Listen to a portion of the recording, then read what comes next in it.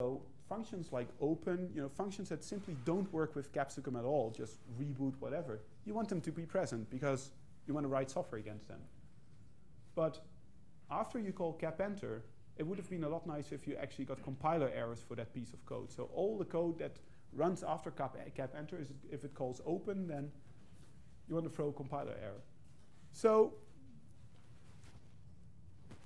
what I thought about was,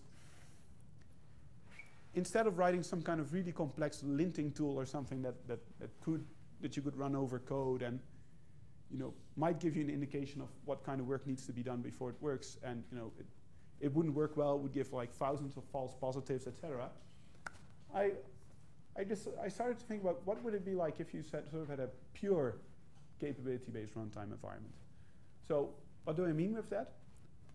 I mean that if the program starts up, it's already in the sandbox environment. So it's not as if you need to call cap enter anymore.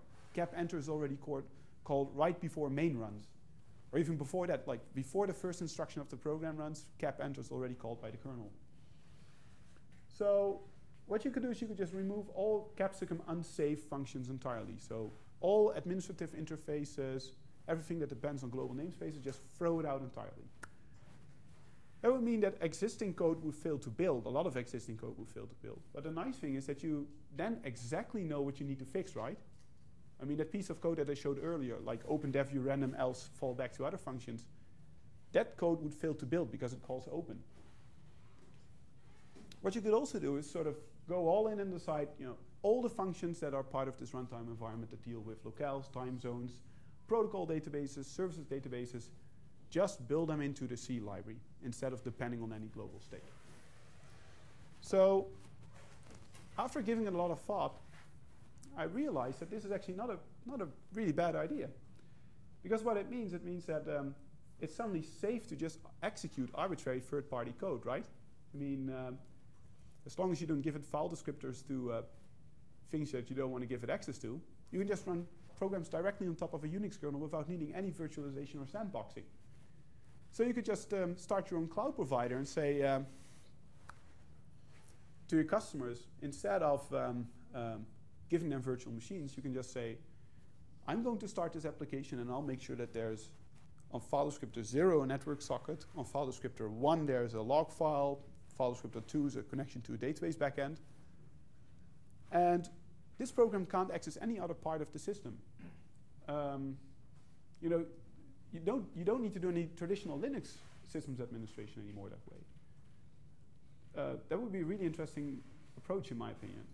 Also, it would mean that software is reusable and testable by default, right? I mean, you just started up with a different set of file descriptors, and you can let it talk to different database backends. You can inject requests and capture responses. You can let it use a different directory on disk, all that kind of stuff. You can also much more easily migrate software around, because what you can do is the application cannot hard code a single path name. You really provide all the directories up front. So if you just move data around and just say, the next time I'm starting this application, I just give it I just make sure that I give it a file descriptor to this new directory. And it's a lot easier to migrate. So migrating processes between servers might be a lot easier with this model. And one of the things I also thought about is, if you look at a larger scale, so if you have a larger setup, a couple of database nodes, some kind of MapReduce running right next to it, a lot of batch jobs, web front ends, like a whole set of different applications run, or like tools running in like a web stack or just a service. The nice thing is that all the dependencies between all those tasks that form this service, they are known up front, right? So what you can do is you can do some really interesting tricks when it comes to cluster management. You could have some kind of cluster suite that automatically knows, like, if the database backends are down, there's no need for me to actually start up the front ends, because I can't give them a network connection to the database backends anyway. What you could, for example, do is the cluster management realizes that all of the database backends are running in a completely different data center as the front ends. It just looks at the dependencies, the entire dependency graph of all the services that it's running, and it observes that there are that the locality is not perfect. So it can actually sort of start to reshuffle processes across data centers to actually improve locality. That's stuff that's almost impossible to do right now with traditional Linux VMs, right? I mean, they're just autonomous systems completely on their own, and the cluster management system doesn't know anything about it at all. So that's why, like, when I realized those kinds of things, that's when I started working on Cloud ABI. And Cloud ABI is a sort of really low